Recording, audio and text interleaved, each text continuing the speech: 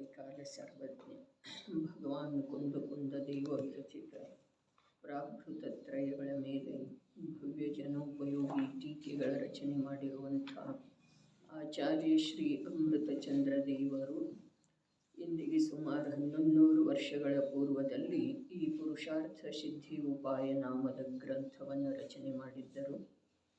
ಅದರ ಮೇಲೆ ಭಾಷಾ ಟೀಕೆಯನ್ನು ಬರಿತಾ ಪಂಡಿತ್ ತೋಡರಮಲ್ಲರ ದೈವವಶರಾಗಿ ಹೋಗುವುದರಿಂದ ಆ ಅಪೂರ್ಣ ಕಾರ್ಯವನ್ನು ದೌಲತರಾಮ್ ಕಾಸ್ಲಿವಾಲ್ ಅನ್ನುವಂಥ ಇನ್ನೋರ್ವ ಜ್ಞಾನಿ ಪುರುಷ ಪೂರ್ಣಗೊಳಿಸಿ ಕೃತಿ ಜಿಜ್ಞಾಸು ಜೀವರುಗಳಿಗೆ ಸಂಪೂರ್ಣ ರೂಪದಿಂದ ಲಭಿಸುವಲ್ಲಿ ಸಹಕರಿಸಿದ್ದಾರೆ.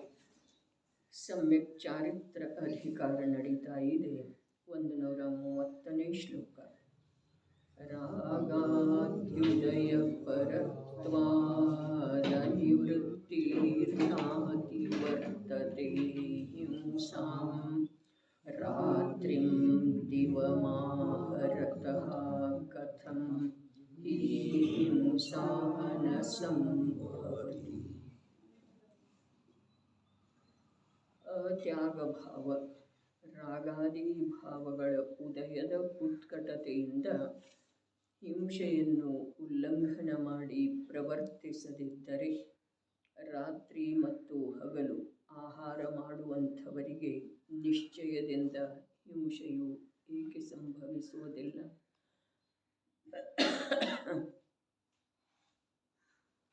ಎರಡು ವಾರದಿಂದ ಚರ್ಚೆ ನಡೆದದ್ದೇ ಇದೆ. ಅತ್ಯಾಗ ಭಾವೇನಿದೆ ಅದು ಮನುಷ್ಯನ ಜೀವನದ ಸಲುವಾಗಿ ನಿಜವಾಗಿ ಕಲಂಕ ಇದೆ. ತ್ಯಾಗ ಭಾವ ಅತ್ಯಂತ ಅವಶ್ಯಕ ಇದೆ ಮನುಷ್ಯನ ಸಲುವಾಗಿ, ಜೈನ ಕುಲೋತ್ಪನ್ನನ ಸಲುವಾಗಿ. ಯಾವುದರದ ತ್ಯಾಗ? ರಾಗಾದಿಗಳ ಉತ್ಕಟತೆಯ ತ್ಯಾಗ.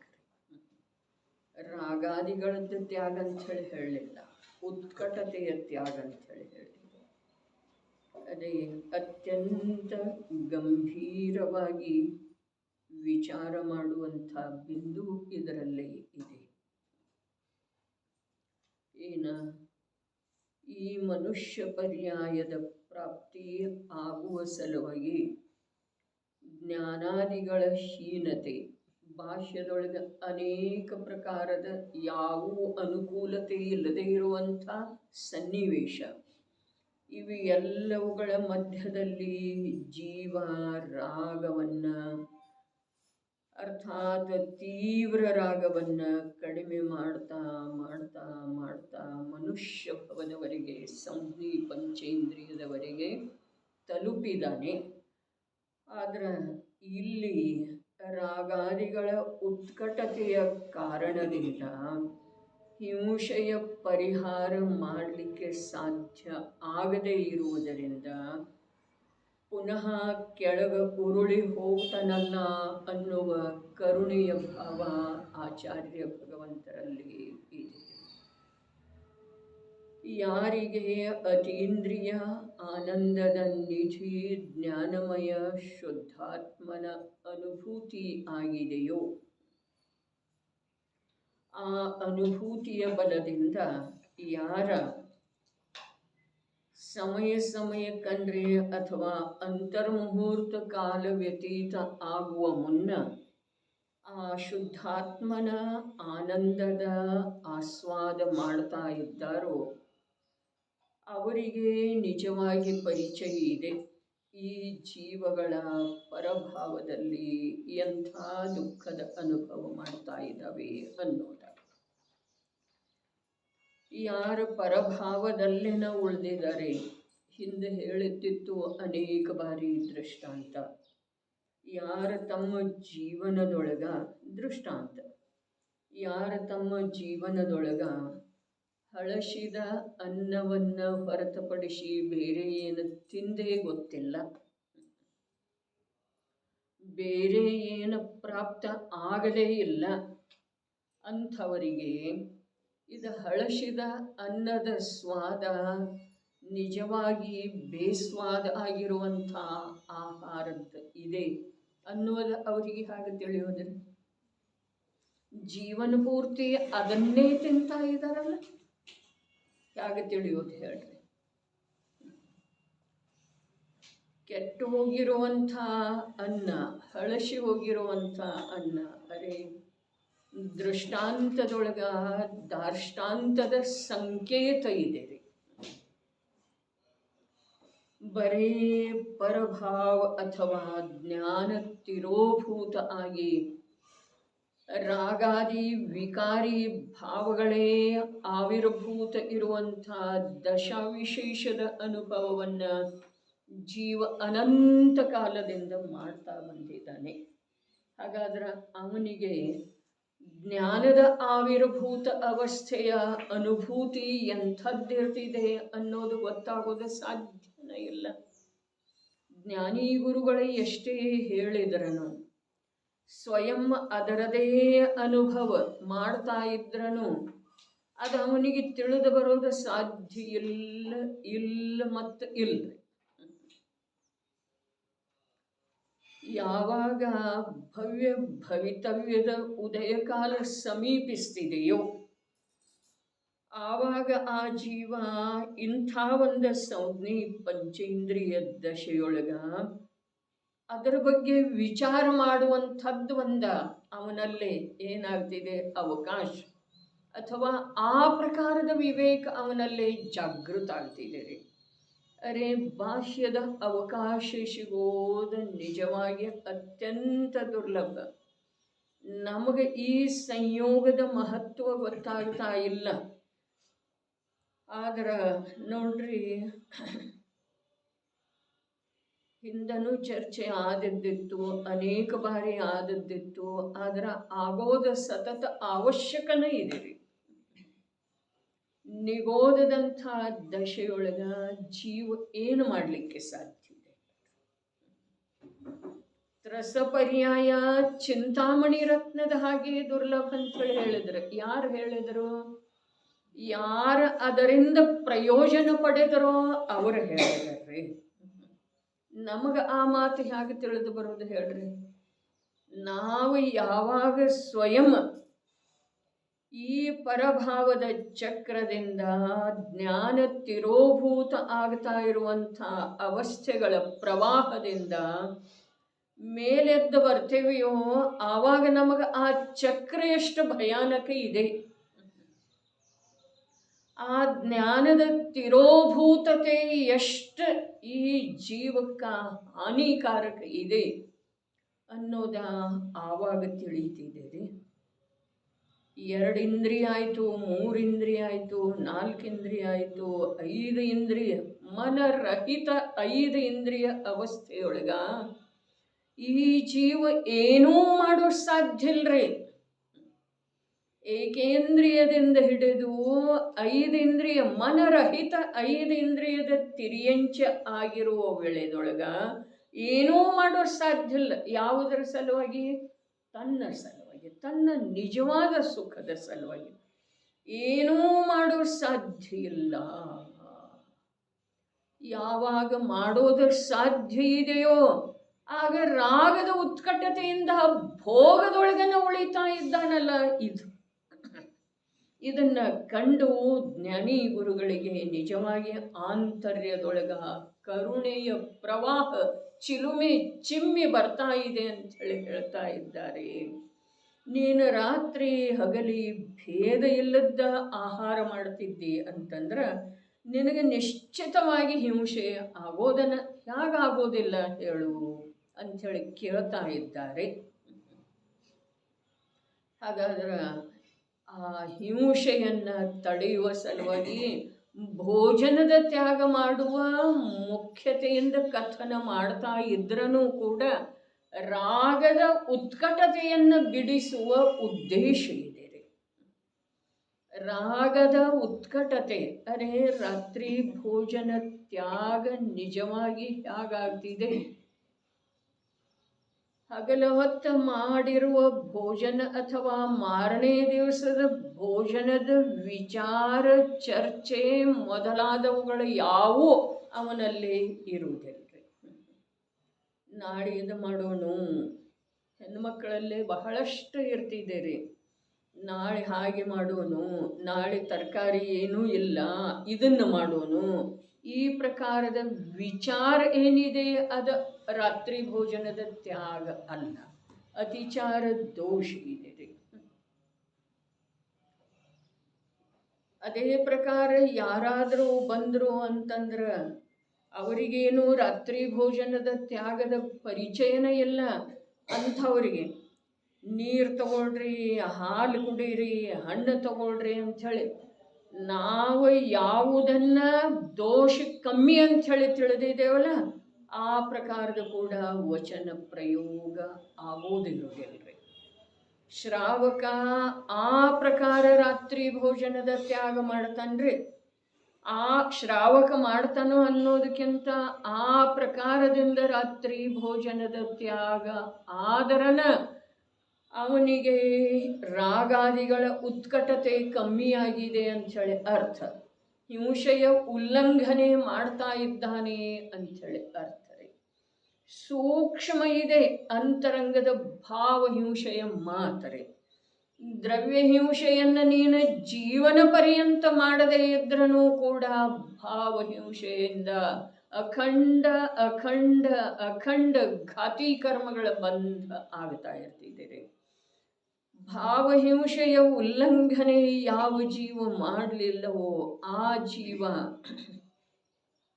ಜಿನದೇಶನಾದಲ್ಲಿ ಹೇಳಿರುವ ಹಾಗೆ ದ್ರವ್ಯಹಿಂಸೆಯ ತ್ಯಾಗವನ್ನ ಮಾಡಿದ್ರನು, ಸರ್ವಥಾ ಮಾಡಿದ್ರನು, ಅಹಿಂಸಾ ಮಹಾವ್ರತದ ಅಂಗೀಕಾರ ಮಾಡಿದ್ರನು ಕೂಡ, ಅರೆ ಪ್ರಾಣ ಹೋದ್ರನು ಕೂಡ ತನ್ನ ಸಲುವಾಗಿ ಮಾಡಿರುವ ಆಹಾರ ಸ್ವೀಕಾರ ಮಾಡದೇ ಇರುವ ಹಾಗೆ ಉದ್ದಿಷ್ಟ ತ್ಯಾಗದ ಅವ ಪರಿಪಾಲನೆ ಮಾಡ್ತಾ ಇದ್ರನು ಕೂಡ ಅವನಿಗೆ ಘಾತಿ ಕರ್ಮಗಳ ಬಂಧ. ಧರ್ಮದ ಸೂಕ್ಷ್ಮತೆಯನ್ನರಿಯದೆ ಕೇವಲ ಮೇಲ್ನೋಟದಿಂದ ಯಾವುದು ತಿಳಿದು ಬರ್ತಿದೆಯೋ, ಯಾವುದು ಇನ್ನೊಬ್ಬರಲ್ಲೇ ಕಾಣಿಸ್ತಿದೆಯೋ ಅದನ್ನು ಧರ್ಮ ಅಂತೇವೆ, ಅಥವಾ ಯಾವುದು ನಮ್ಮಲ್ಲೇ ಸ್ವಲ್ಪ ಮಟ್ಟಿಗೆ ಅವತಾರ ಆಗಿದೆಯೋ ಅವತಾರ ಅದನ್ನು ನಾವು ಧರ್ಮ ಅಂಥೇಳಿ ನಂಬಿ ನಾವು ಸಂಪಾದನೆ ಮಾಡಿದ ಸಂಜ್ಞೆ ಪಂಚೇಂದ್ರಿಯ ಅವಸ್ಥೆಯನ್ನು ಕಳ್ಕೊಳ್ತಾ ಇದ್ದೇವೆ.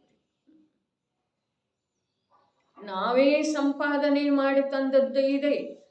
ಕ್ರಮದಿಂದ ಸ್ವಲ್ಪ ನಮಗೆ ಅದರದ ಪರಿವೇನ ಇಲ್ಲ. ಅರೆ ಪರಿವೇ ಮಾಡದೇ ಇರೋದನ್ನು ರಾಗದ ಉತ್ಕಟತೆ ಇದೆ ರೀ. ಏನು ಬೇಕಾದ ಶಬ್ದ ಪ್ರಯೋಗ ಇಲ್ಲಿ ಇದ್ರೂ ಕೂಡ ಆ ಶಬ್ದದ ನಮಗೆ ಯಾವ ರೀತಿ ಅನ್ವಯಿಸಿದೆಯೋ ಆ ರೀತಿಯಿಂದ ನಾವು ನಮ್ಮ ಮೇಲೆ ಅದನ್ನು ಅಳವಡಿಸಿಕೊಂಡ ನಾವು ಅಲ್ಲಿ ಕಾರ್ಯಪ್ರವೃತ್ತ ಆಗೋದು ಅತ್ಯವಶ್ಯಕ ಇದೆ. ಪರಿವೇ ಮಾಡದೇ ಇರೋದು, ಅರೆ ನನ್ನ ಜೀವನ ಈ ಬಾಹ್ಯದ ಆಚರಣೆಯೊಳಗನ ಅಥವಾ ದೇಹ ಶರೀರ ಭೋಗಾದಿಗಳ ಅಭಿಲಾಷೆಯೊಳಗನ ಕಳೆದು ಹೋಗ್ತಾ ಇದೆ. ಅತ್ಯಾಗ ಭಾವ ರೀ. ಆ ಅತ್ಯಾಗ ಭಾವದ ಯಾವ ಒಂದು ರಹಸ್ಯ ಇದೆ, ಅದರ ವಿಸ್ತಾರ ಬಹಳ ಇದೆ ನೋಡ್ರಿ. ತಾವು ತಿಳ್ಕೊಳ್ಳೋದಿದೆ. ಅತ್ಯಾಗ ಯಾವುದರದ ತ್ಯಾಗ ಮಾಡುವಲ್ಲಿ ನಾವು ಅಸಮರ್ಥ ಆಗಿದ್ದೇವೆ. ಯಾವುದರದ ಅರೆ ರಾತ್ರಿ ಭೋಜನದ ಪ್ರತ್ಯಕ್ಷ ತ್ಯಾಗ ಮಾಡಿದ್ರೂ ಕೂಡ ಅಂತರಂಗದೊಳಗ ಶರೀರ ಅಂದ್ರೆ ನಾನು ಅನ್ನುವಂಥ ಯಾವ ಮಿಥ್ಯಾ ಮನ್ನನೆ ರೂಪದ ವಿಪರೀತ ರಾಗ ಇದೆಯೋ ಆ ರಾಗದ ತ್ಯಾಗ ನಾವು ಮಾಡದ ವಿನಃ ಆ ರಾತ್ರಿ ಭೋಜನದ ಯಾವ ದ್ರವ್ಯ ಸಾಪೇಕ್ಷ ತ್ಯಾಗ ಮಾಡಿದ್ದೇವೆಯೋ ನಿಜ ಹೇಳ್ಬೇಕಂದ್ರೆ ಅದರದ ಒಂದು ಅಂಶ ಕೂಡ ಲಾಭ ಆಗುವುದಿಲ್ಲ. ಹಾಗಾದ್ರೆ ಬಿಟ್ಟು ಬಿಡೋನು ಬಿಡೋದಿದ್ರೆ ಬಿಡ್ಲಿಕ್ಕೆ ಅಡ್ಡಿ ಇಲ್ಲ. ಯಾಕೆಂದ್ರೆ ಆ ಪ್ರಕಾರದನ ವಿರೋಧ ಭಾವ ಇತ್ತು ಜಿನಾಗಮದ ಸಲುವಾಗಿ ಅಥವಾ ತನ್ನ ಸಲುವಾಗಿ. ಅದಕ್ಕೆ ಯಾರೇನು ಮಾಡೋದಿದ್ದೀರಿ, ಯಾರೇನು ಇದನ್ನೆಲ್ಲ ಮಾಡಿದ್ದು ಏನೂ ಫಲ ಇಲ್ಲ ಅಂತಂದ್ರೆ ಯಾತಕ್ಕೆ ಮಾಡೋದ ಅಂಥೇಳಿ ಯಾರಲ್ಲೇ ಭಾವ ಬರ್ತಿದೆಯೋ ಅವರನ್ನು ನಿಜವಾಗಿ ಹೇಳಬೇಕಂತಂದ್ರೆ ದೂರಾಣು ದೂರ ಅಲ್ಲ, ಭವ್ಯ ಸಮಭವ್ಯ ಇದ್ದಾರೆ. ಇದು ಜಿನವಾಣಿಯ ವಚನ ಇದೆ, ಆ ವಚನದ ರಹಸ್ಯ ಇದೆ ನೋಡ್ರಿ.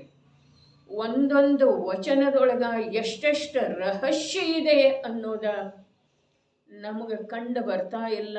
ನಾವು ಅದನ್ನು ಕಂಡುಕೊಳ್ಳುವ ಸಲುವಾಗಿ ಸಾವಧಾನ ಇಲ್ಲ, ಅದು ನಮಗೆ ಬೇಕಿಲ್ಲ. ಹೊರಗಿಂದೆಲ್ಲ ರುಚಿ ಇದೆ ರೀ. ರುಚಿ ಎಷ್ಟು ಇದೆ, ಅರೇ ಈ ಸಂಬಂಧವೇ ಇಲ್ಲದೆ ಇರುವಂಥ ದೇಹದ್ದನ ಆಳವಾದ ರುಚಿ ಏನಿದೆ, ಆ ರುಚಿಯೇ ಹೊರಗಿನ ರುಚಿಗಳಿಗೆಲ್ಲ ಕಾರಣ ಇದೆ. ಇಲ್ಲ ಅಂಥೇಳಿ ಹೇಳಿದ್ರೂ ಕೂಡ ಅದು ಹೋಗೇ ಇಲ್ಲರಿ. ನನಗೆ ಹೊರಗಿಂದ ಯಾವುದರದೂ ರುಚಿ ಇಲ್ಲ ಅಂಥೇಳಿ ನಮ್ಮಷ್ಟಕ್ಕೆ ನಾವು ನಮ್ಮನ್ನು ವಂಚಿಸಿಕೊಳ್ಳುವ ಪ್ರಯತ್ನ ಮಾಡಿದರನೂ ಕೂಡ ಇದು ಯಾವ ದೇಹದ ಕುರಿತು ಅಪನತ್ವ ಮಮತ್ವ ಭಾವ ಇದೆಯೋ, ನಾನೆನ್ನುವ ಬುದ್ಧಿ, ಆ ಬುದ್ಧಿಯ ಅನುಭವ ಏನು ನಡೆದದ್ದು ಇದೆಯೋ ಅದುವೇ ನಿಜವಾಗಿ ಮಹಾಪರಾಧ ಇದೆ. ಆ ಅಪರಾಧ ನಡೀತಾ ಇರೋ ವೇಳೆದೊಳಗೆ 1-2 ಗಂಟೆ ಶಾಸ್ತ್ರ ಹಿಡ್ಕೊಂಡು ಕೂತರ ಆಗೋದೇನಿದೆ. ಆ ಶಾಸ್ತ್ರದೊಳಗಿಂದ ಏನಾದರೂ ಬರ್ತಿದೆಯೇನ? ಭಗವಂತನ ಪೂಜೆ ಪ್ರಾಸುಖ ದ್ರವ್ಯಗಳಿಂದ ಮಾಡಿದ್ರ ಆ ದ್ರವ್ಯದಿಂದಾಗಲಿ ಆ ಭಗವಂತನಿಂದಾಗಲಿ ಏನರೇ ಆಗೋದಿದೇನ? ಇಲ್ಲಿ ಅತ್ಯಾಗ ಭಾವ ಏನು ಹೇಳಿದರು, ಆ ಶಬ್ದದ ನಾವು ಆಳವಾಗಿ ವಿಚಾರ ನಮ್ಮ ಕಲ್ಯಾಣದ ಅಭಿಲಾಷೆ ಇತ್ತು ಅಂತಂದ್ರೆ ಮಾಡೋದ್ರಿ. ಅನಂತ ಕಾಲದೊಳಗ ನಮಗೆ ವಿಚಾರ ಶಕ್ತಿ ಅನಂತ ಬಾರಿ ಸಿಕ್ಕಿದ್ದಿರಬಹುದು, ಆದರೆ ಈ ಒಂದು ಮಾತಿನ ವಿಚಾರ ನಾವು ಮಾಡಲೇನ್ರಿ. ವಿಚಾರ ಮಾಡಿದೀವಿ, ಅರೆ ವ್ಯರ್ಥ ಆಯ್ತಲ್ಲ, ಅದು 500 ರೂಪಾಯಿ ಬಂತೇನಿಲ್ರಿ, ವಿಚಾರ ಬಂತು.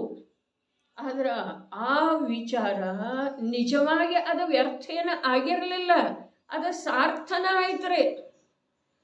ಆದ್ರೆ ನಮಗೆ ಅದರ ಕುರಿತು ನನ್ನದು, ನಾನು ತಪ್ಪು ಮಾಡಿದೆ, ಅದ ಕಾರ್ಯ ನನ್ನ ಕೈಯೊಳಗಿತ್ತು ಅನ್ನುವ ಯಾವ ಅಭಿಪ್ರಾಯ, ಅನೇಕ ಅನೇಕ ಅನೇಕ ಅಭಿಪ್ರಾಯಗಳ ಆ ಭಾವದೊಳಗೆ ಗರ್ಭಿತದವ್ರಿ. ಮಾತಾಡಿದೇವೇನಿಲ್ಲ, ವ್ಯರ್ಥ ಆಯ್ತು. ಅರೆ ನಾ ಸರಿಯಾಗಿ ಕೇಳಿಸ್ಕೊಳ್ಳಿಲ್ಲ. ನೋಡ್ರಿ, ವಸ್ತು ಸ್ವರೂಪದ ಯಾವ ರೀತಿಯ ಪರಿಣಾಮನ ಆಗೋದು ನಿಶ್ಚಿತ ಇದೆಯೋ ಅದರ ಬಗ್ಗೆ ನೀನೇನು ವಿಚಾರ ಮಾಡ್ತೀಯ? ನಾ ಹಾಗೆ ಅನ್ಬಾರ್ದಾಗಿತ್ತು. ಹಾಗೆ ಅನ್ನೋದೇನ ಈ ಪ್ರಕಾರದ್ದೆಲ್ಲ ವಿಚಾರ. ಅರೆ ಶಬ್ದ ಸ್ವತಂತ್ರ, ವ್ಯಕ್ತಿ ಭಿನ್ನ. ಏನು ಹೇಳಿದ್ರು ಭಗವಾನ್ ಕುಂದಾಚಾರ್ಯರೇವು ಮಂಗಲಂ ಕುಂದಾದ್ಯೋ ಅಂಥೇಳಿ ಅಂದೇವ್ರಿ. ಆದ್ರೆ ಅವರೇನು ಹೇಳಿದ್ರು, ಸ್ವಸಮಯಿ ಇರಲಿ ಪರಸಮಯಿ ಇರಲಿ, ನಿನ್ನ ಅಭಿಪ್ರಾಯದ ಜೊತೆಗೆ ಎದುರಿನ ವ್ಯಕ್ತಿಯ ಅಭಿಪ್ರಾಯ ಒಂದಾಗ್ತಾ ಇದ್ರೂ ಕೂಡ ಯಾವುದೂ ಮಾತಿನ ರಾಗದ್ವೇಷದ ಉತ್ಪನ್ನ ಆಗುವ ಹಾಗೆ ಚರ್ಚೆಯ ಉಪಯೋಗ ಇಲ್ಲ. ರಾಗದ್ವೇಷದ ಉತ್ಪತ್ತಿ ಆಗುವಂಥ ಚರ್ಚೆಗೆನ ವಾದ ವಿವಾದ ಅಂತಾರೆ. ಏನ ರಾಗದ್ವೇಷಗಳ ಉತ್ಪತ್ತಿ? ಅರೆ ರಾಗದ್ವೇಷಕರ್ತಾರ ಕಥಾ ಕಬಹೂನ ಸುನೀಜೈ, ಕಥಾ ಕಬಹು ನ ಸುನೀಜೈ, ಕೇಳಬೇಡ್ರಿ ಎಂದೂ ಅಂಥೇಳಿ ಹೇಳ್ತಾರ್ರಿ. ಮತ್ತು ಮಾಡ್ರಿ ಅಂಥೇಳಿ ಹೇಳ್ತಾರ್ರಿ, ಕೇಳಬೇಡ್ರಿ ಅಂಥೇಳಿ ಹೇಳ್ತಾರ. ರಾಗ ದ್ವೇಷಗಳನ್ನು ಉತ್ಪನ್ನ ಮಾಡಿಸುವಂಥ ಕಥೆಗಳನ್ನು ಅರ್ಥಾತ್ ವಾರ್ತೆಯನ್ನ ಅರ್ಥಾತ್ ಮಾತನ್ನ ಕೇಳಬೇಡ್ರಿ ಎಂದೂ. ಕಬಹೂ ನ ಸುನೀಜೈ. ಹೀಗಿರುವ ವೇಳೆಯದೊಳಗ ಇಲ್ಲಿ ಅತ್ಯಾಗ ಭಾವದ ಆಳ ಎಷ್ಟು ಇದೆ.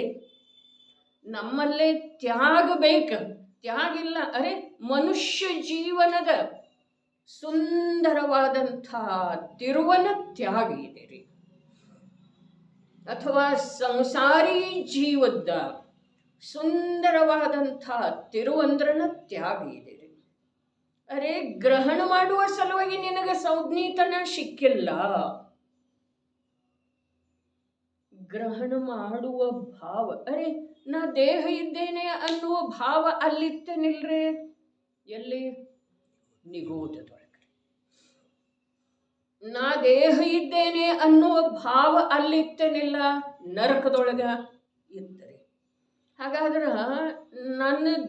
ನನಗೆ ಇದೆಲ್ಲ ಅವಶ್ಯಕ ಇದೆ ಅನ್ನೋ ಭಾವ, ಅದೇ ಭಾವದ ವಿಸ್ತಾರ ಇದೆಯೋ ಅಥವಾ ಇಲ್ರಿ? ನನಗಿದು ಬೇಕು, ನಾನು ಹೀಗೆ ಮಾಡ್ಬೇಕು, ನಾನು ಹೀಗಿರ್ಬೇಕು, ಇವರು ಹೀಗಿರ್ಬೇಕು, ಮಕ್ಕಳು ಹೀಗಿರ್ಬೇಕು, ಕೆಲಸದವರು ಹೀಗಿರ್ಬೇಕು. ಎಷ್ಟೆಷ್ಟು ಅದರದ ವಿಸ್ತಾರ. ಆ ನಿಗೋಧದೊಳಗೆ ಯಾವ ಭಾವ ಇತ್ತೋ ಅದೇ ಭಾವ ಮೊಳೆತು ಈಗ ವೃಕ್ಷ ಆಗಿತ್ತು ಅಂತಂದ್ರೆ ಅದಕ್ಕೆ ಉಪಯೋಗ ಏನಿದೆ ರೀ? ಸಂಜ್ಞೀತನ ಪ್ರಾಪ್ತ ಆಗಿ ನಾನು ದೇಹ ಅನ್ನುವಂಥ ಭಾವದ ಅನುಭವದ ತ್ಯಾಗ ಮಾಡುವ ಸಲುವಾಗಿ ಸಂಜ್ಞೀತನ. ಅರೆ ಇದು ನಿರರ್ಥಕ ಇದೆ, ಇದು ಅನರ್ಥ ದಂಡ ಇದೆ ರೀ. ಅದು ನಿರರ್ಥಕ ಅಲ್ಲ, ಇದು ನಿರರ್ಥಕ ಇದೆ ರೀ. ಯಾವುದು? ನಾನು ದೇಹ ಇದ್ದೇನೆ ಅನ್ನುವ ಯಾವ ಅಭಿಪ್ರಾಯದ ಅನುಭೂತಿ ಇದೆಯಲ್ಲ, ಅದು ನಿರರ್ಥಕ ಇದೆ ರೀ. ಯಾರ ಸಲುವಾಗಿ? ನನ್ನ ಸಲುವಾಗಿ. ಅದನ್ನು ತಿಳಿಯುವ ಸಲುವಾಗಿ ನನಗೆ ಸಂಜ್ಞೀತನ ಸಿಕ್ಕತ್ತೆ.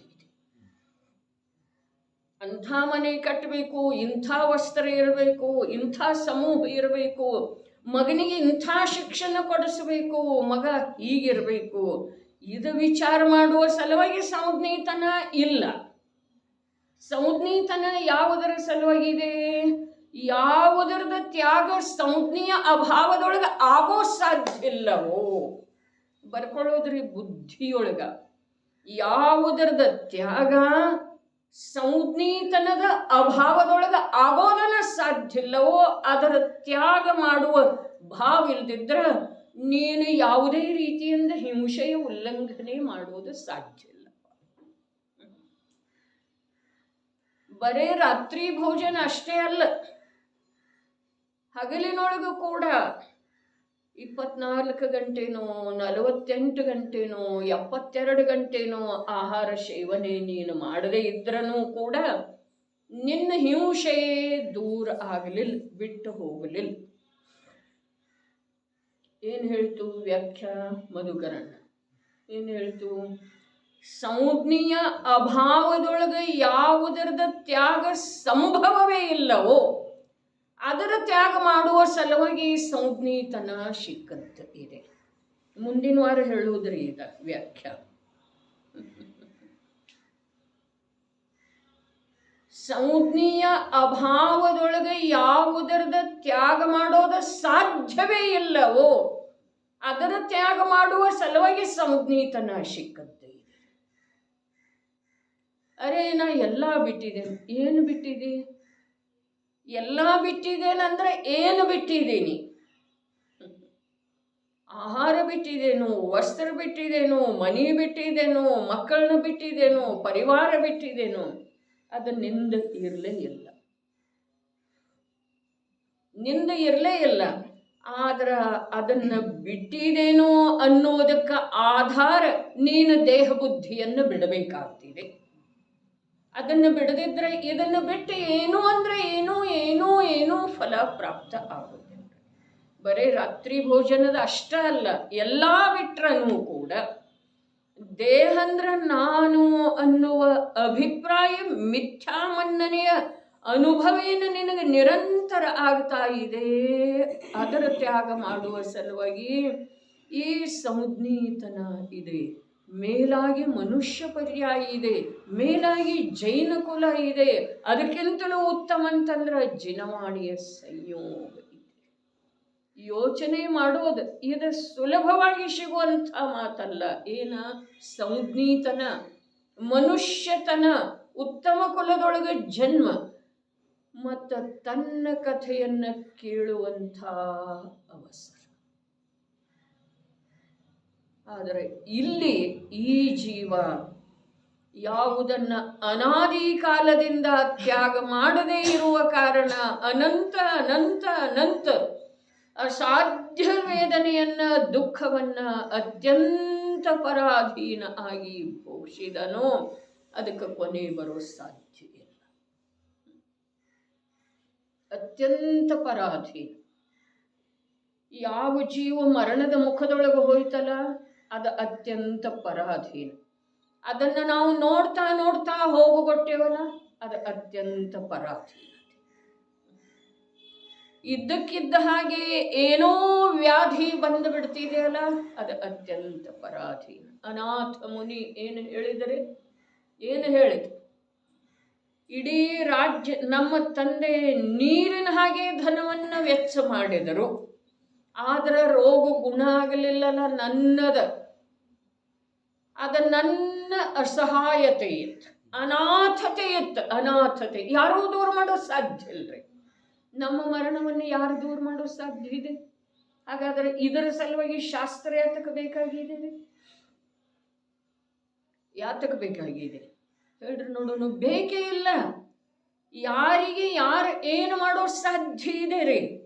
ಹಾಗಾದ್ರೆ ನನ್ನ ಕಾರ್ಯವನ್ನು ನಾನು ಮಾಡಿಕೊಳ್ಳುವ ಸಲುವಾಗಿ ಈ ಅನಂತಾನಂತ ದುಃಖಗಳ ಪರಂಪರೆಯನ್ನ, ಪರಾಧೀನತೆಯನ್ನ, ದೀನನಾಗಿ ಅನುಭವಿಸಬೇಕಾದಂಥ ದುಃಖದ ಪ್ರವಾಹವನ್ನ, ದುಃಖದ ಸಾಗರವನ್ನ ದಾಂಟುವ ಮಂಗಲಮಯವಾದಂಥ ಅವಸರ ಅರ್ಥಾತ್ ತ್ಯಾಗಭಾವ ನನಗೆ ಬೇಕಿಲ್ಲ. ಏನು ಬೇಕಿಲ್ಲ? ಏನು ಬೇಕಿಲ್ಲ? ದೇಹ ಬೇಕಿಲ್ಲ. ದೇಹ ಅಂದ್ರೆ ನಾನು ಅನ್ನುವ ಅನುಭೂತಿ ನನ್ನಿಂದ ದೂರ ಆಗಬೇಕಾಗಿದೆ. ಹಾಗಾದ್ರೆ ಎಂಥ ಅನುಭೂತಿ ಬೇಕಾಗಿದೆ? ದೇಹಾತೀತ, ದೇಹ ಇರುವೆಳೆದೊಳಗೂ ಕೂಡ ದೇಹದಿಂದ ಅತ್ಯಂತ ಅಸ್ಪೃಷ್ಟ ಇರುವಂಥ ಕೇವಲ ಒಂದು ಜ್ಞಾನದ ಸಾಗರ, ಸುಖದ ನಿಧಿ ಇರುವಂಥ ನನ್ನ ಅನುಭವ ನನಗೆ ಮಾಡುವುದಿದೆ. ನನ್ನ ಅನುಭವದೊಳಗೆ ನಾನು ಉಳಿಯೋದಿದೆ. ನನ್ನ ಅನುಭವದ ಆನಂದದೊಳಗೆ ನಾನು ತೃಪ್ತಿ ಇರೋದಿದೆ. ಆ ತೃಪ್ತಿಯ ಆಧಾರದಿಂದ ನಾನು ಮೋಕ್ಷ ಮಂದಿರದ ಮೆಟ್ಟಿಲುಗಳನ್ನು ಹತ್ತೋದಿದೆ. ಏನಿದೆ ರೀ? ಏನೂ ಮಾಡ್ರಿ ನೀವು ಸಂಸಾರದೊಳಗೆ ಪರದ ಸಲುವಾಗಿ, ಅರ್ಥಾತ್ ದೇಹದ ಸಲುವಾಗಿ, ದೇಹ ಬುದ್ಧಿಯ ಸಲುವಾಗಿ ಏನೂ ಮಾಡ್ರಿ, ಅದರ ಫಲ ಏನೂ ಇಲ್ಲ. ಅರ್ಥಾತ್ ಆತ್ಮನಿಗೆ ಯಾವುದೇ ರೂಪದಿಂದ ಲಾಭದಾಯಕ ಇಲ್ಲ. ದೇಹ ಇಲ್ಲೇ ಬೀಳ್ತಿದೆ, ಆತ್ಮ ಹೊರಟು ಹೋಗ್ತಾನೇನಲ್ರಿ? ಹೌದು ಅಥವಾ ಎಲ್ರಿ? ಇದರೊಳಗನು ಏನಾದರೂ ಸಂದೇಹ ಇದೆ? ದೇಹ ಇಲ್ಲೇ ಬೀಳ್ತಿದೆ, ಆತ್ಮ ಹೊರಟು ಹೋಗ್ತಾನು. ಹಾಗಾದ್ರೆ ದೇಹದ ಸಲುವಾಗಿ ಆತ್ಮ ಪಟ್ಟಿರುವ ಕಷ್ಟ ಯಾವುದಕ್ಕೆ ಬಂತ? ಅವನಿಗೆ ಉಪಯೋಗ ಏನಾಯ್ತ್ರಿ? ಅದ ಏನಾಯ್ತು? ಹಾಗಾದ್ರೆ ಆ ದೇಹ ಬುದ್ಧಿಯ ಆಧಾರದಿಂದ ಎಷ್ಟೆಲ್ಲ ವಿಸ್ತರಿಸಿಕೊಂಡಿದನು, ಏನೆಲ್ಲ ವಿಸ್ತರಿಸಿಕೊಂಡಿದನು, ಅದರದ ಫಲ ಏನಿರೋದ? ಜ್ಞಾನ ಶೂನ್ಯ, ಜ್ಞಾನ ಶೂನ್ಯ. ಅರೆ, ಜ್ಞಾನ ಇರೋ ವೇಳೆದೊಳಗ ಜ್ಞಾನಮಯ ಆತ್ಮನನ್ನು ತಿಳಿಯುವ ಕಾರ್ಯ ಮಾಡಲಿಲ್ಲ ಅಂದಮೇಲೆ ನಿನಗೆ ಜ್ಞಾನ ಇದ್ದು ಉಪಯೋಗ ಇಲ್ಲ ಅಂಥೇಳಿ ಆ ಜ್ಞಾನ ತಾನಾಗೇನ ಏನಾಗ್ತಿದೆ? ವಿಧಿವಶಾತ್ ಬಿಟ್ಟು ಹೋಗ್ತಿದೆ ರೀ, ಕರ್ಮವಶಾತ್ ಬಿಟ್ಟು ಹೋಗ್ತಿದೆ, ಕಾಲವಶಾತ್ ಬಿಟ್ಟು ಹೋಗ್ತಿದೆ ರೀ. ವಿಧಿಯ ಎದುರಿಗೆ, ದೈವದ ಎದುರಿಗೆ, ಕಾಲದ ಎದುರಿಗೆ ಏನೂ ನಡೆಯೋದಿಲ್ಲ ಅಂಥೇಳಿ ಹೇಳ್ತಾರಲ್ಲ. ಹಾಗಾದ್ರೆ ಕಾಲ, ವಿಧಿ, ದೈವ ಈಗ ಸ್ವಲ್ಪ ಸುಪ್ತಾವಸ್ಥೆಯಲ್ಲಿ ಅದವ್ರೆ, ನಿಶ್ಚೇಷ್ಟ ಅವಸ್ಥೆಯಲ್ಲಿ ಅದವ್ರೆ. ಆ ವೇಳೆದೊಳಗೆ ಈ ಜೀವ ತನ್ನ ಕಾರ್ಯ ಮಾಡಲಿಲ್ಲ. ನಾನು ಜ್ಞಾನಾನಂದ ಸ್ವರೂಪಿ, ದೇಹದಿಂದ ಅತ್ಯಂತ ಭಿನ್ನ, ಅನಂತ ಅನಂತ ಅನಂತ ಗುಣಗಳ ಸಮೂಹ, ಪುಂಜ ರೂಪದ ಚೈತನ್ಯ, ಪ್ರಕಾಶ ಮಾತ್ರ ವಸ್ತು ನಾನು. ಇದರದ ಚಿಂತನೆ ಮಂಥನ ಎಷ್ಟು ಬಾರಿ ಮಾಡ್ತೇವ್ರಿ ನಾವು? ಆ ಪ್ರಕಾರ ಜ್ಞಾನದೊಳಗ ಪರಿಣಮನ ಎಷ್ಟು ಕಾಲ ಆಗ್ತಿದೆ? 24 ಗಂಟೆಯೊಳಗ. ಅರೆ, ಅದರ ಪ್ರಜ್ಞೆ ಇರ್ಲಿ ಅಂತ ಹೇಳಿನ ಎಲ್ಲಾ ಕಡೆಗೆ ಗಡಿಯಾರ ಮತ್ತು ಕ್ಯಾಲೆಂಡರ್ ದಿನದರ್ಶಿಕೆ ಇಡೋದಿದೆ. ನನ್ನ ಕಳೆದು ಹೋಗ್ತಾ ಜೀವನ, ನನ್ನ ಆಗದೇ ಇರುವಂಥ ಕಾರ್ಯದ ಪ್ರಜ್ಞೆ ಇರಬೇಕ್ರೆ. ಈಗ ಅವಶ್ಯಕನೇ ಇಲ್ಲ ಅಂತಾರ್ರೆ. ಹೌದು, ಇಲ್ಲನಲ್ಲ. ಈಗ ಪ್ರಜ್ಞೆ ಮಾಡಲಿಕ್ಕೆ ಯಾವ ರೀತಿಯಿಂದ ಜ್ಞಾನದ ಅಂಶನ ಜಾಗೃತಿ ಇಲ್ಲದ ಮೇಲೆ ಅವೇನು ಮಾಡೋರಿ ಬಾಹ್ಯ ನಿಮಿತ್ತಗಳು. ಅವೆಲ್ಲ ನಿರಂತರ ಎಚ್ಚರಿಕೆ ಕೊಡುವ ಸಲುವಾಗಿ. ಯಾವ ಎಚ್ಚರ ಆಗಲಿಕ್ಕೆ ಬಯಸ್ತಾನಲ್ಲ ಅವನ ಸಲುವಾಗಿ ಅವನ ನಿಮಿತ್ತರೆ. ಹಾಗಾದರೆ ನಮ್ಗೆ ಎಚ್ಚರ ಆಗೋದನ್ನ ಇಲ್ಲಲ್ಲ. ಅತ್ಯಾಗ ಭಾವ ನನ್ನಲ್ಲೇ ಅತ್ಯಾಗ ಭಾವ ಇದೆ. ತ್ಯಾಗ ಭಾವ ಇಲ್ಲ ಅಂತಂದ್ರ ನಾನು ಮನುಷ್ಯ ರೂಪದ ಮೃಗ ಇದ್ದೇನೆ. ಅರ್ಥಾತ್ ಧರ್ಮದ ಪಥವನ್ನ ಸಾಧಿಸಲಿಲ್ಲ ಅಂತಂದ್ರೆ ಏನಿದೆ ರೀ? ಜೀವ ತಿರಿಯಂಚನ ಇದೆಯಲ್ಲ. ಅರೆ ಮನುಷ್ಯ ಇರುವೆಳದೊಳಗೆ ತಿರಿಯಂಚ. ಹೌದು ಮಹಾಪ್ರಭು, ಶರೀರ ಮನುಷ್ಯದ್ರ ನಡೆಯುವುದಿಲ್ಲ. ಮನುಷ್ಯನ ಕಾರ್ಯ ಮಾಡಬೇಕಲ್ಲ. ಅವ ಜೀವ ಚೈತನ್ಯ ರಾಜ, ಅವ ಮನುಷ್ಯನ ಕಾರ್ಯ ಮಾಡಬೇಕಲ್ಲ. ಅವ ದೇಹದ ಸೇವೆ ಮಾಡ್ತಾ ಇದ್ದಾನೆ, ಅವ ದೇಹಕ್ಕೆ ಸಮರ್ಪಿತ ಇದ್ದಾನೆ. ಹಾಗಾದರೆ ದೇಹ ನಾಶದ ಜೊತೆಗೆ ಅವನ ನಾಶ ನಿಶ್ಚಿತರೇ. ದೇಹಂತೂ ನಾಶಶೀಲ ವಸ್ತು ಇದೆ, ಅದರ ನಾಶದ ಜೊತೆಗೆ ಅವನ ನಾಶ ಕೂಡ ನಿಶ್ಚಿತರೇ. ಅರೆ ನಮ್ಮ ಜೀವನ ಎಷ್ಟಿದೆ ಸುಧಾತೆ, ಎಷ್ಟಿದೆ? ಒಂದು ಸಮಯ. ನಮ್ಮ ಕಾರ್ಯ ಆಗುವ ಸಲುವಾಗಿ ಎಷ್ಟು ಕಾಲಾವಕಾಶ ಬೇಕಾಗಿದೆ? ಒಂದು ಸಮಯ. ಮತ್ತು ಉಳಿದದ್ದು ವಿಚಾರ ಏನು ಮಾಡುವುದಿದೆ ರೀ?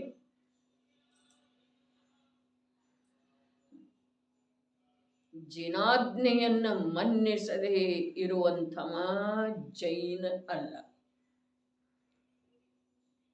ನಾನು ಈ ಭೋಗದಿಂದ ಸುಖ ಪಡೆಯೋದ ಸಾಧ್ಯನೇ ಇಲ್ಲ ಅನ್ನೋದನ್ನ ಇತರರ ಜೀವನ ಮತ್ತು ತನ್ನ ಜೀವನದೊಳಗೆ ಕಳೆದು ಹೋದಂಥ ಅನೇಕ ಬುದ್ಧಿಗೋಚರ ಕ್ಷಣ ದಿನ ಅವುಗಳನ್ನು ಲಕ್ಷ್ಯದೊಳಗೆ ತಂದುಕೊಂಡ ನಂತರ ಇವನಿಗೆ ನಿರ್ಣಯ ಆಗಲಿಲ್ಲ ಅಂತಂದ್ರೆ ಇವು ಮನುಷ್ಯನ ಅಲ್ರಿ. ತಮಗೇನು ತಿಳ್ಕೊಳ್ಳೋದಿದೆ ತಿಳ್ಕೊಳ್ರಿ. ನಡೀರಿ ಟೀಕೆ ಓದೋಣ. ರಾಗಾದಿ ಉದಯ ಪರತ್ವಾತ್ ಅನಿವೃತ್ತಿ ಅತ್ಯಾಗ ಹಿಂಸಾಂ ನ ಅತಿವರ್ತತೆ ಯತಃ ರಾತ್ರಿಂ ದಿವಂ ಆಹರತಃ ಭುಂಜಾನಸ್ಯ ಹಿ ಹಿಂಸಾ ಕಥಂ ನ ಸಂಭವತಿ ಅಪಿತು ಸಂಭವತಿ ಏವ. ಅಂದ್ರೆ ಸಂಭವಿಸಿಯೇ ಸಂಭವಿಸುತ್ತದೆ. ಕಥಂ ನ ಸಂಭವತಿ, ಹೇಗೆ ಸಂಭವಿಸದೆ ಉಳಿಯೋದು ಸಾಧ್ಯ ಇದೆ? ಅರ್ಥಾತ್ ಸಂಭವಿಸಿಯೇ ಸಂಭವಿಸ್ತಿದೆ. ಏನ? ಹಿಂಸೆ. ಮತ್ತೇನನ್ನೋದ? ಅಹಿಂಸಾ ಪರಮೋ. ರಾಗಾದಿ ಭಾವಗಳು ಉತ್ಕಟವಾಗುವ ಕಾರಣ ರಾಗಾದಿಗಳ ಅತ್ಯಾಗತನವು ಹಿಂಸೆಯ ಉಲ್ಲಂಘನ ಮಾಡುವ ಸಾಧ್ಯತೆ ಇಲ್ಲ. ಎಂಥ ಅದ್ಭುತ ವಚನ! ಜೈನಾಚಾರ್ಯರನ್ನ ಹೊರತುಪಡಿಸಿ ವೀತರಾಗ ಮಾರ್ಗದೊಳಗೆ ಬರದೇ ಇರುವಂಥವರನ್ನ ಬಂದಿರುವಂಥವರನ್ನ ಹೊರತುಪಡಿಸಿ ಯಾರೂ ಹೇಳೋ ಸಾಧ್ಯ ಇಲ್ಲ ಇದನ್ನು. ಏನ? ರಾಗಾದಿ ಭಾವಗಳು ಉತ್ಕಟವಾಗುವ ಕಾರಣ ನಮ್ಮ ಸಮಯಕ್ಕೆ ಉತ್ಕಟ. ಅರೆ ಆಯು ಗಲೆ ಮನ ನಾಗಲೆ ನಡೆದಿದೇನಿಲ್ರಿ? ನಮ್ಮ ಮನಸ್ಸಿನ ಆಶೆಗಳ ಆಯು ಕಡಿಮೆ ಆದ ಹಾಗೆ ಕಡಿಮೆ ಆಗ್ತಾ ಇದ್ದಾವೆಯೋ ಅಥವಾ ಹೆಚ್ಚಾಗ್ತಾ ಇದ್ದಾವೆ? ಶರೀರದ ಬಲ ಕಮ್ಮಿ ಆಗ್ತಿದೆ, ಇಂದ್ರಿಯಗಳ ಸಾಮರ್ಥ್ಯ ಕಮ್ಮಿ ಆಗ್ತಿದೆ. ಅದರ ಆಶೆ ಅವು ಎಷ್ಟು ಕಮ್ಮಿ ಆಗ್ತಾವೆಯೋ ಅದರ ಅಸಂಖ್ಯ ಗುಣಿತ ಅಧಿಕ ಆಗ್ತಿದೆ ರೀ ಆಶೆ.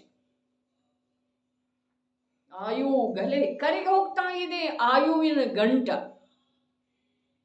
ಮನನಾಗಲೆ ಈ ಆಯುವಿನ ನಿಮಿತ್ತದಿಂದ ಯಾವ್ಯಾವ ಸಂಯೋಗಗಳ ಸಿಕ್ಕಿದಾವೆಲ್ಲ ಅವಕ್ಕೆ ಸಂಬಂಧಿಸಿದ ಹಾಗೆ ಆಶೆ, ಮನಸ್ಸ.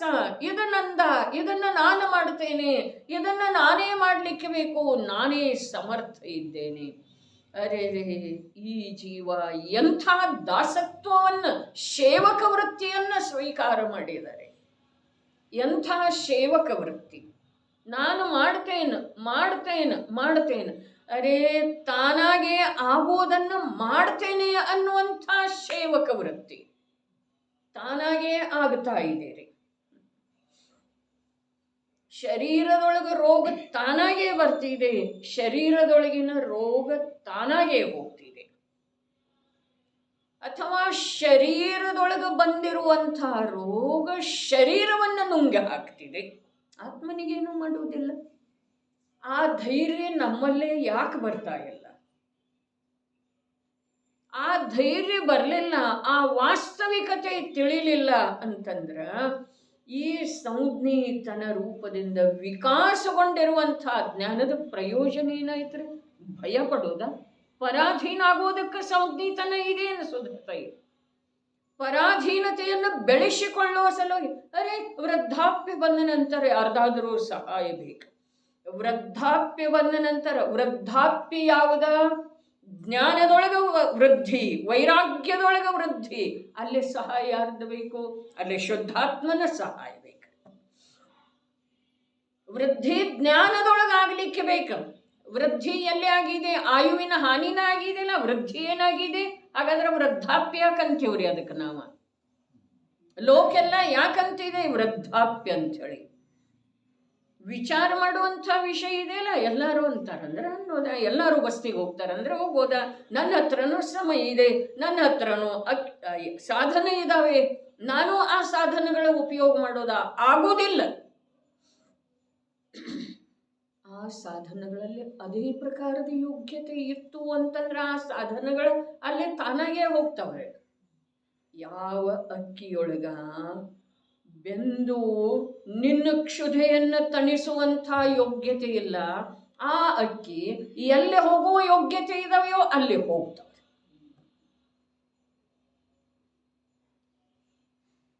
ಈ ಪ್ರಕಾರದ ಯಾವ ವಸ್ತು ವ್ಯವಸ್ಥೆ ಇದೆಯೋ ಆ ವಸ್ತು ವ್ಯವಸ್ಥೆಯನ್ನ ಈ ಜೀವ ಸಂಜ್ಞಿ ಎಂಬ ಜ್ಞಾನದ ವಿಕಾಸದ ಮೂಲಕ ನೋಡಿ ಅದನ್ನು ನಾನು ಮಾಡ್ತೇನೆ, ನಾನು ಮಂದಿರದೊಳಗ ಈ ಪ್ರಕಾರದ ವಸ್ತು ಸಮರ್ಪಣೆ ಮಾಡ್ತೇನೆ, ನಾನು ಕೊಡ್ತೇನೆ, ನಾನು ಪ್ರಭಾವನೆ ಮಾಡ್ತೇನೆ.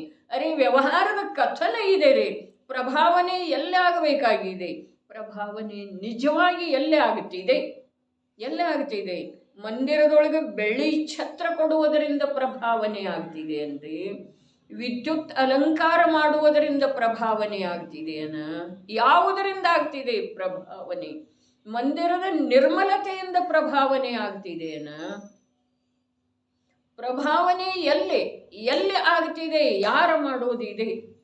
ಅರೆ ಒಳಗಡೆ ಧರ್ಮ ಭಾವನಾ ಎಷ್ಟೆಷ್ಟು ಅಧಿಕ ಆಗ್ತಿದೆಯೋ ಅಷ್ಟು ಮಂದಿರದ ನಿರ್ಮಲತೆಯನ್ನಾಗಲಿ, ಛತ್ರವನ್ನೇರಿಸೋದಾಗಲಿ, ಏನು ವಿದ್ಯುತ್ ಅಲಂಕಾರ ಏನು ಮಾಡೋದಿದೆಯೋ ಅದು ಆಗ್ತಾ ಇರ್ತಿದೆ ಹೊರಗಡೆ. ಒಳಗಡೆ ನಿರ್ಮಲ ಭಾವ, ಭಗವಂತನ ಕುರಿತು ಭಕ್ತಿಯ ಭಾವ. ಅರೆ ಹೇಳಿದರೆ ಜ್ಞಾನಿ ಗುರುಗಳು ಕುಂದಂಥ ಆಚಾರ್ಯ, ಸಮಂತ ಭದ್ರರಂಥ ಆಚಾರ್ಯ ದೇವಾಗಮ ಸ್ತೋತ್ರದಂಥ ಸ್ತುತಿಯ ಮೂಲಕ ಅವರದ ವರ್ಣನೆ ಮಾಡಿದರೆ, ಪ್ರಭು ನಿನ್ನ ನಾಮಸ್ಮರಣೆ ಕೂಡ ಕಲ್ಯಾಣ ಮಂದಿರ ಸ್ತೋತ್ರದೊಳಗೆ ಏನು ಹೇಳಿದ್ರು? ನಿನ್ನ ಹೆಸರು ಹೇಳಿ ನೀರು ಕುಡಿದ್ರೂ ಕೂಡ ಅದು ಔಷಧದ ಕಾರ್ಯ ಮಾಡ್ತಿದೆ, ಅಮೃತದ ಕಾರ್ಯ ಮಾಡ್ತಿದೆ. ಎರಡೂ ರೀ. ಬರೇ ನಿನ್ನ ಹೆಸರು ಹೇಳಿ ನಾಮಸ್ಮರಣೆಯೊಳಗೂ ಕೂಡ ಅಷ್ಟು ಫಲ ಇದೆ.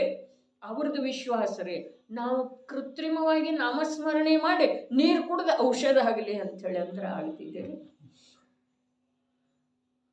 ಅವರು ಹೇಳಿದ್ದ ಕೇಳಿ ನಾವು ಏನೇನೋ ಮಾಡ್ತೇವ್ರಿ, ಅದರಿಂದ ಏನೂ ಆಗೋದಿಲ್ಲ. ಬರೇ ನೀರು, ರೋಗಿ ಇದ್ದವ ನೀರು ಕುಡಿದ್ರೆ ಅಲ್ಲಿ ಔಷಧದ ಕಾರ್ಯ, ರೋಗದ ನಿವಾರಣೆ ಆಗ್ತಿದೆ. ವಿಷಾಪಾರದೊಳಗೆ ಏನು ಹೇಳ್ರು? ಮಣಿ, ಮಂತ್ರ, ಔಷಧ ಎಲ್ಲ ಪ್ರಭು ನಿನ್ನವೇ ಪರ್ಯಾಯವಾಚಿ ಹೆಸರದವು.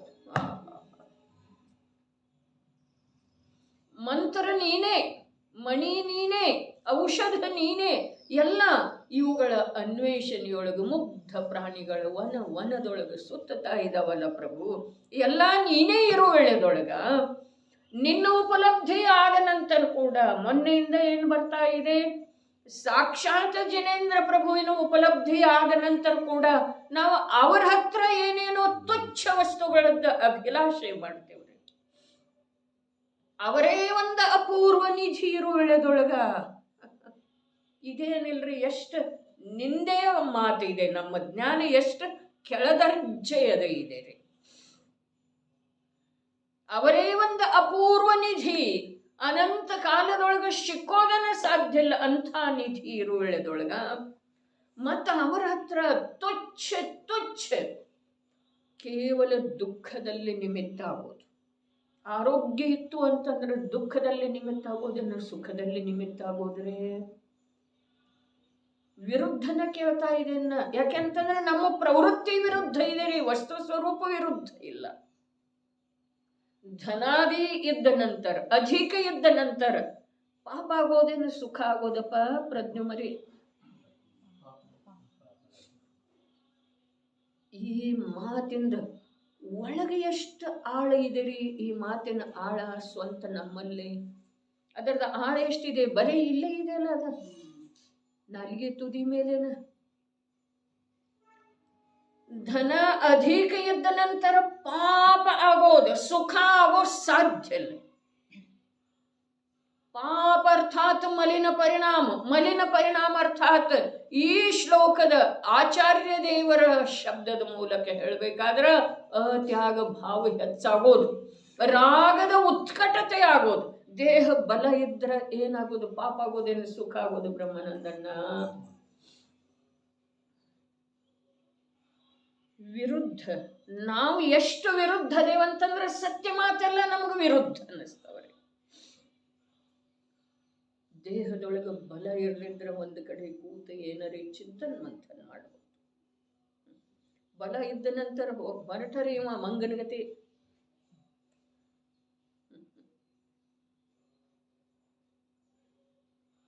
ಅದಕ್ಕೆ ಸೂಕ್ಷ್ಮ ಭಗವದ್ ಧರ್ಮ. ಧರ್ಮ ಇರೋದು ಬೇರೆ, ನೀನು ಎಲ್ಲಿ ತಿಳ್ಕೊಳ್ತಾ ಇದ್ದೀಯ ಅಲ್ಲಿ ಧರ್ಮದ ಗಂಧ ಕೂಡ ಇಲ್ಲ.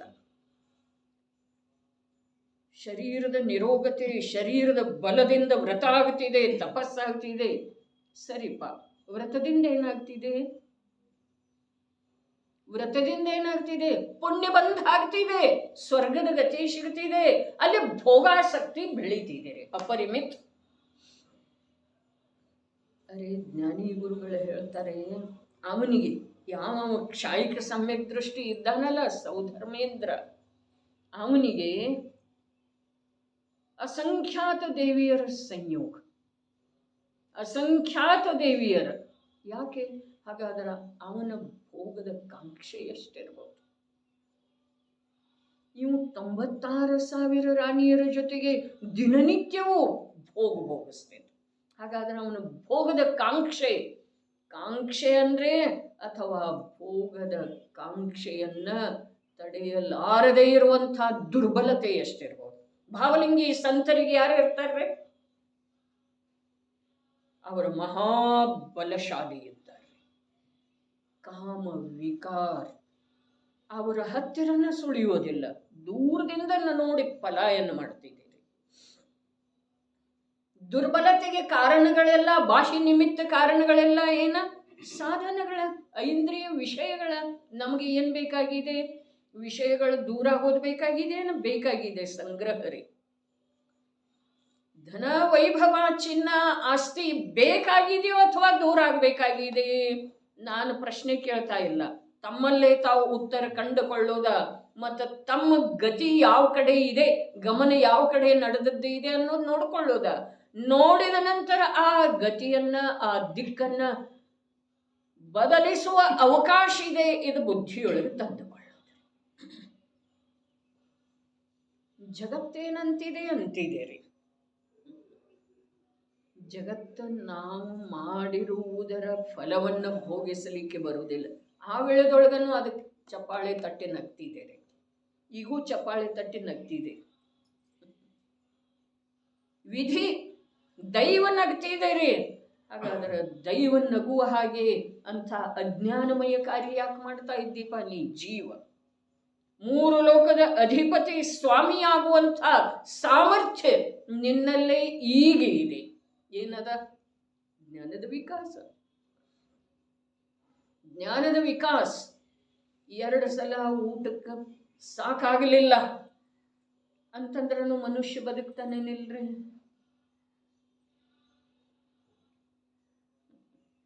ಮತ್ತು 2 ಸಲ ಊಟಕ್ಕೆ ಪರ್ಯಾಪ್ತ ಇದ್ದ ನಂತರ ಹೇಳಿದಾರನಲ್ಲ, 1 ಹೊತ್ತು ಉಂಡವ ಯೋಗಿ,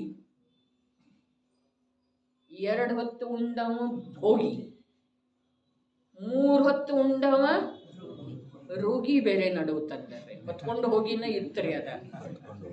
4 ಹೊತ್ತಂತೂ ಉಣ್ಣೋದಿಲ್ರಿ. ಅರೇ 5 ಹೊತ್ತು ಉಣ್ಣವ್ರು ಅದಾರ್ರಿ. ನಾಷ್ಟಾ ಬೇರೆ, ಸ್ನ್ಯಾಕ್ಸ್ ಬೇರೆ, ಟೀ ಬೇರೆ, ಫಲಾಹಾರ ಬೇರೆ, ಊಟ ಬೇರೆ ಅದಾವೇನಿಲ್ರಿ? ಅವಕ್ಕೆಲ್ಲ ಹೆಸರುಗಳದವ್ರಿ. ಸುಂದರವಾದಂಥ ಹೆಸರುಗಳ, ಸುಂದರವಾದಂಥ ಪದಾರ್ಥಗಳ. ಅವೆಲ್ಲ ಏನು ಮಾಡ್ತವೆ? ರಾಗದ ಉತ್ಕಟತೆಯಿಂದ ಈ ಜೀವನನ್ನ ಆ ಅತ್ಯಾಗ ಭಾವದೊಳಗನ ಮುಚ್ಚಾಕ್ತವೆ, ತುಳಿದು ಬಿಡ್ತಾವ್ರಿ. ಹಾಗಾದ್ರೆ ಸುಂದರದವವ? ಅವುಗಳನ್ನು ಕೊಟ್ಟಿರುವಂಥ, ಒದಗಿಸಿ ಕೊಟ್ಟಿರುವಂಥ ಪುಣ್ಯ ಸುಂದರ ಇದೆ ಇದೇನ್ರಿ? ಎಷ್ಟೊಂದು ಬೆಳವಣಿಗೆ ವೃದ್ಧಿಯಾಗಿ ಬಿಟ್ಟಿದ್ದೀರಿ ಇವತ್ತ ತಿನ್ನುವ ಕ್ಷೇತ್ರದೊಳಗ. ಮೊದಲೇನಿತ್ತು? ಹಬ್ಬಂದ್ರೆ ಎಷ್ಟು ಖುಷಿ ಮಕ್ಕಳಿಗೆಲ್ಲ. ಈಗೇನಿದೆ? ಹಬ್ಬ ಅಂದ್ರೆ ಏನನ್ನೋದು ಗೊತ್ತೇ ಇಲ್ಲ ಅವಕ್ಕ. ಯಾಕಿಲ್ಲ? ಅದಕ್ಕೆ ಕಾರಣ ಏನು? ವಿಪರೀತ ಜ್ಞಾನ ಮತ್ತು ಅಧಿಕ ಧನ. ಅದಕ್ಕೆ ಕಾರಣ ಅಷ್ಟೇ ಇದೆ ರೀ. ಇಂದಿನ ಸಂಸಾರದ ಶಾಂತಿ, ಸಾಂಸಾರಿಕ ಪಾರಿವಾರಿಕ ಅಪನತ್ವ, ಆ ಅಪನತ್ವ ಬಿಟ್ಟು ಹೋಗ್ಲಿಕ್ಕೆ, ಶಾಂತಿ ಭಂಗ ಆಗ್ಲಿಕ್ಕೆ ಕಾರಣ 2 ಅದಾವ. ಬ್ರಹ್ಮಾನಂದಣ್ಣ ಬರೆದಿಡೋದು ಏನ ಅಪ್ಪಣ್ಣವ್ರ? ಒಂದು ಕುವಿದ್ದೆ, ಒಂದು ಅನಾವಶ್ಯಕ ಧನ. ಈ 2 ಪಾರಿವಾರಿಕ ಅಶಾಂತಿಗೆ, ಅಪನತ್ವಕ, ಪ್ರೀತಿ, ಒಡನಾಟ ಇವುಗಳನ್ನೆಲ್ಲ ಹೊಸದ ಹಾಕಿದೆ, ಸುಟ್ಟು ಹಾಕಿದೆ. ಏನ? ಕುವಿದ್ದೆ ಮತ್ತ ಅನಾವಶ್ಯಕ ಧನ. ನಿಜವಾಗಿ ದಾರಿ ತಪ್ಪಲಿಕ್ಕೆ ಬಹಳ ಅವಕಾಶ ಇದೆ. ಹೆಚ್ಚು ಗಳಿಸ್ತೇನನ್ನೋದು. ಅರೆ, ಯಾರ ಭೋಗವನ್ನು ದೂರದಿಂದ ತ್ಯಾಗ ಮಾಡಿದ್ರು ಅವರು ಉತ್ತಮ ತ್ಯಾಗಿರಿ. ಕುಂದರಂಥವ್ರು ಪಂಚಬಾಲಯತಿಗಳ ದೂರದಿಂದ ಆ ಭೋಗದ ಸಹವಾಸಕ್ಕನ ಹೋಗ್ಲಿಲ್ಲ. ಗುಣಭದ್ರಾಚಾರ್ಯ ಹೇಳ್ತಾ ಇದ್ದಾರೆ, ಭೋಗವನ್ನು ದೂರದಿಂದ ಕುಂದ ದೇವ ಏನ್ ಮಾಡಿರ್ರಿ? 10 ವರ್ಷದ ಎಳೆ ವಯಸ್ಸಿಗೆ ನಗ್ನ ದಿಗಂಬರ ದೀಕ್ಷೆಯನ್ನ ಸ್ವೀಕಾರ ಮಾಡಿ ಕಾಡು ಮೇಡುಗಳಲ್ಲಿ ಏಕಾಕಿಯಾಗಿ ಹಿಂಸ್ರ, ಪಶು, ವಿಷಜಂತು, ನೈಸರ್ಗಿಕ ಅನೇಕ ಪ್ರಕಾರದ ವಿಪ್ಲವಗಳ ಮಧ್ಯದೊಳಗ ಧೈರ್ಯದಿಂದ ಸ್ವಾಭಾವಿಕತೆ ಸ್ವೀಕಾರ ಮಾಡಿ ಸಂಸಾರವನ್ನ ನಷ್ಟ ಮಾಡಿದ್ದಾರೆ. ಅರೆ, ಜಿನೇಂದ್ರ ಪ್ರಭುವಿನ ಸಾನ್ನಿಧ್ಯ ಮಂದಿರದ ನೆರಳು ಬೀಳುವಂಥ ಮನೆಯನ್ನ ಬಿಟ್ಟು ಎಲ್ಲೋ ದೂರ ದೇಶದೊಳಗ ನಾ ದುಡ್ಡು ಗಳಿಸ್ತೇನೆ. ಅರೆ, ಮನೆಯಲ್ಲಿನ ಜನಚೈತ್ಯಾಲಯವನ್ನು ಕಟ್ಟಿಸಿದ ನಂತರ ಕೂಡ ವಿದೇಶಕ್ಕೆ ಹೋಗೋದು. ನಾನು ವಿದ್ಯೆ ಕಲಿತೇನೆ. ಎಂಥ ವಿದ್ಯೆಪ? ಗೃಹಸ್ಥಾಚಾರ್ಯರು ಕೊಡ್ತಾರಲ್ಲ ಅದು ವಿದ್ಯೆ. ಯಾರು ಹೇಳಿದರು? ಸುದೃಷ್ಟಿ ತರಂಗಿಣಿಯೊಳಗೆ ಹೇಳಿದಾರ್ರಿ, ಅದು ವಿದ್ಯೆ.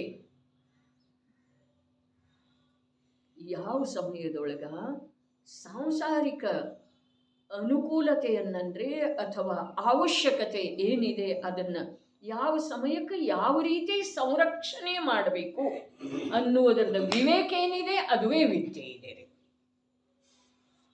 ಯಾವುದರಿಂದ ತನಗ ಪ್ರತ್ಯಕ್ಷ ಭವಿಷ್ಯ ಕಾಲದೊಳಗ, ಅತ್ಯಂತ ನಿಕಟ ಭವಿಷ್ಯದೊಳಗ ಭಯಂಕರ ದುಃಖದ ಪರ್ವತವೇ ಅಪ್ಪಳಿಸೋದಿದೆ ಅಂಥ ಕಾರ್ಯ ಮಾಡೋದಕ್ಕೇನಿದೆ ಅದು ವಿದ್ಯೆ ಅಲ್ಲ, ಅದು ಕುವಿದ್ಯೆ ಇದೆ. ಇಲ್ಲಿ ಅತ್ಯಾಗ ಭಾವ ಹೇಳ್ತಾ ಇದ್ದಾರೆ. ಅತ್ಯಾಗ ಭಾವದಿಂದ ಏನಾಗ್ತಿದೆ, ರಾಗಾದಿಗಳು ಉತ್ಕಟ ಆಗ್ತಾ ಇರ್ತವೆ. ಮನೆ ಖರ್ಚಿಗೆ ಎಷ್ಟು ದುಡ್ಡು ಬೇಕು ಅಷ್ಟು ಖರ್ಚಿಂದ ಮುಗಿದ ನಂತರ ಮತ್ತೆ ದುಡ್ಡು ಉಳಿತು ಅಂತಂದ್ರೆ ಪೇಟೆಗೆ ಹೋಗೋದೇನಿಲ್ರಿ. ಏನಾದರೂ ವಸ್ತು ತರೋದು ನೆನಪಾಗ್ತಿದೆ ಏನಿಲ್ರಿ. ಅದೊಂದಿದ್ರೆ ಒಳ್ಳೇದು, ಇದೊಂದಿದ್ರೆ ಒಳ್ಳೇದು. ಬಹಳ ಉಳಿತು ಅಂತಂದ್ರೆ ಚಿನ್ನ ತಗೊಳ್ಬೇಕನ್ನಿಸ್ತಿದೆ ಏನಿಲ್ರಿ, FD ಮಾಡ್ಬೇಕನ್ನಿಸ್ತಿದೆ ಏನಿಲ್ರಿ. ಆಮೇಲೆ ಇನ್ನೂ ಉಳಿತು ಅಂತಂದ್ರೆ ಸೈಟ್ ತಗೊಳ್ಬೇಕನ್ನಿಸ್ತಿದೆ ಏನಿಲ್ರಿ. ಅವೆಲ್ಲ ಸುಖ ಅದವೋ ಅಥವಾ ಪ್ರತ್ಯಕ್ಷ ದುಃಖ ರೂಪದ ಪಾಪದವ್ರಿ. ಪಾಪದವನ್ನ ನಂತರ ಪಾಪದೊಳಗೆ ಸುಖ ಇರೋದೇನು ದುಃಖ ಇರೋದ್ರಿ ಅಣ್ಣ. ಅರೆ ಬರೇ ತಿಳಿಯಿರಿ, ದೋಷವನ್ನ ದೋಷ ತಿಳಿಯಿರಿ, ಗುಣವನ್ನ ಗುಣ ತಿಳಿಯಿರಿ. ಇಷ್ಟು ತಿಳಿದ್ರೆ ಜೀವನದ ಉದ್ಧಾರ ಇದೆ ರೀ. ಹಾಗಾದ್ರೆ ಬಿಡೋದೇನು ಬೇಕಾಗಿಲ್ಲಲ್ಲ. ಅರೆ ತಿಳಿಯೋದರೊಳಗೆ ಬಿಡುವುದು ಬಂದೇ ಬಿಟ್ಟಿರ್ತಾರೆ. ತಿಳಿಯದೇ ಇರುವುದರೊಳಗೆ ವಸ್ತು ಇಲ್ದಿದ್ರೂ ಗ್ರಹಣ ಇದೆ ರೀ. ವಸ್ತು ಇಲ್ಲ ಹೊರಗಡೆ, ಆದ್ರೆ ಗ್ರಹಣ ಇದೆ. ತಿಳಿಲಿಲ್ಲ, ಮದುವೆ ಆಗಿಲ್ಲ, ಪತ್ನಿ ಇಲ್ಲ, ಅದರ ದೇಹ ಬುದ್ಧಿ ಹೋಗಲಿಲ್ಲ ಅಂತಂದ್ರೆ ಅಬ್ರಹ್ಮ ಭಾವದ ಸೇವನೆ ನಿರಂತರ ಆಗ್ತಾ ಇದೆ ರೀ. ಅದಕ್ಕೆ ಈ ಧರ್ಮದ ಸೂಕ್ಷ್ಮತೆಯನ್ನ ಅರಿತುಕೊಳ್ಳುವ ಸಲುವಾಗಿ ಪ್ರಾಪ್ತವಾದಂಥ ಯಾವ ಈ ಮನುಷ್ಯ ಜೀವನ ಇದೆಯೋ ಅದನ್ನು ನಾವು ಯಾವ ದೇಹ ಅನಾದಿ ಕಾಲದಿಂದ ಬಿಟ್ಟೂ ಬಿಡದೆ ಬೆನ್ನತ್ತಿ ಪಿಶಾಚಿಯ ಹಾಗೆ ದುಃಖ ಕೊಡ್ತಾ ಇದೆ, ಆ ದೇಹದ ಸುಖದ ಸಲುವಾಗಿ, ಆ ದೇಹದ ಸೌಖ್ಯದ ಸಲುವಾಗಿ, ಆ ದೇಹವನ್ನು ಸುರಕ್ಷಿತ ಇಡುವ ಸಲುವಾಗಿ, ಆ ದೇಹವನ್ನು ರಕ್ಷಿಸುವ ಸಲುವಾಗಿ ಆ ಸಂಜ್ಞೀತನ ಎನ್ನುವಂಥ ಜ್ಞಾನದ ವಿಕಾಸದ ಉಪಯೋಗ ಮಾಡಿದ್ದೇ ಆದ್ರೆ ನ್ಯಾಯದಿಂದ ಆ ಪ್ರಕಾರದ ಅವಸರ ಅನಂತ ಕಾಲದೊಳಗೆ ಸಿಕ್ಕೋದಿಲ್ಲ. ನ್ಯಾಯ ಇದೆ ರೀ ಅದರಲ್ಲಿ. ಯಾವುದೇ ಪ್ರಕಾರದಿಂದ ಮೋಸ ವಂಚನೆ ಇಲ್ಲ. ನಾವು ಯಾವ ಪ್ರಕಾರದ ಕಾರ್ಯ ಮಾಡ್ತೇವೆಯೋ ಆ ಕಾರ್ಯದ ಫಲ ಯಾವ ರೀತಿಯದಿರಬೇಕೋ ಆ ರೀತಿಯದ ನೈಸರ್ಗಿಕವಾಗಿಯೇ ಇವನಿಗೆ ಪ್ರಾಪ್ತ ಆಗ್ತಿದೆ. ಓದಿ ಬಿಡವ್ರೇನ? ಓದ್ರಿ ಅಪ್ಪಣ್ಣವರು. ರಾಗಾದಿ ಭಾವಗಳು. ಓದ್ರಿ ಮಧುಕರನ್ನ. ರಾಗಾದಿ ಭಾವಗಳು ಉತ್ಕಟವಾಗುವ ಕಾರಣ ರಾಗಾದಿಗಳ ಅತ್ಯಾಗತನವು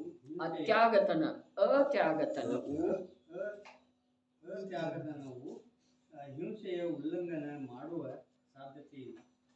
ಎಂದರೆ ಎಲ್ಲಿ ಜೀವಕ್ಕೆ ಉತ್ಕೃಷ್ಟವಾದ ರಾಗಭಾವವಾಗುತ್ತದೆ ಅಲ್ಲಿ ತ್ಯಾಗವಾಗುವ ಸಾಧ್ಯತೆ ಇಲ್ಲ.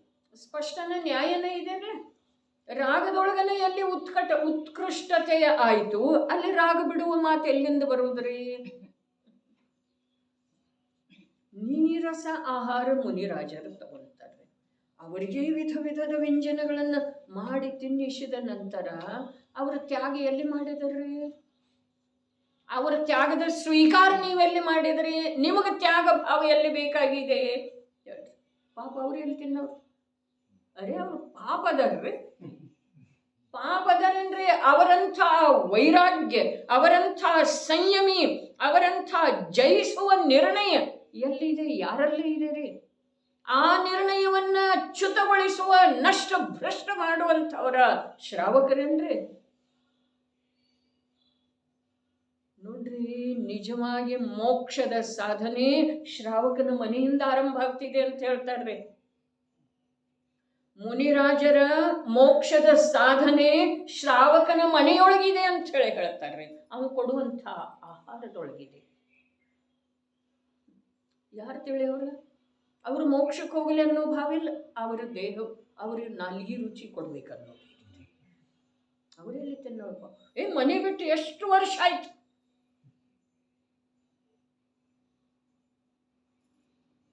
ಇವೇ ಭಾವದವೇನಿಲ್ರಿ ಆಹಾರ ಕೊಡುವಂಥವರಲ್ಲೇ. ಹಾಗಾದ್ರೆ ಇವರ ಆಹಾರ ಕೊಡುವುದಕ್ಕೆ ಯೋಗ್ಯ ಅದರೇನು? ಸಂಯಮಿಗಳಿಗೆ.